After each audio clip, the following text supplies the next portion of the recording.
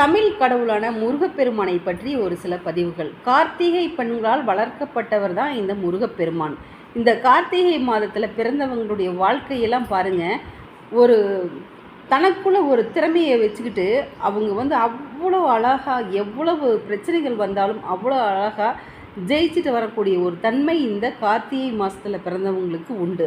இந்த கார்த்திகை டிசம்பரில் பிறந்தவங்க வாழ்க்கையெல்லாம் பாருங்கள், ஒரு காலகட்டத்தில் கஷ்டப்பட்டிருந்தாலும் பின் காலத்தில் ஒரு நல்ல நிலைமைக்கு வந்துடுவாங்க.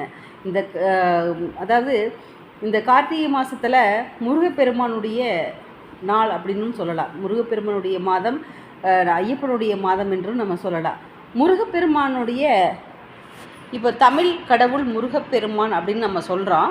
ஆனால் தமிழ் இந்த உலகத்துக்கு கொண்டு வந்தவரே முருகப்பெருமான் தான். இப்போ ஒரு சூச்சமங்கள் இந்த முருகப்பெருமானுக்கு உண்டு. இதை அடுத்த பதிவில் பார்க்க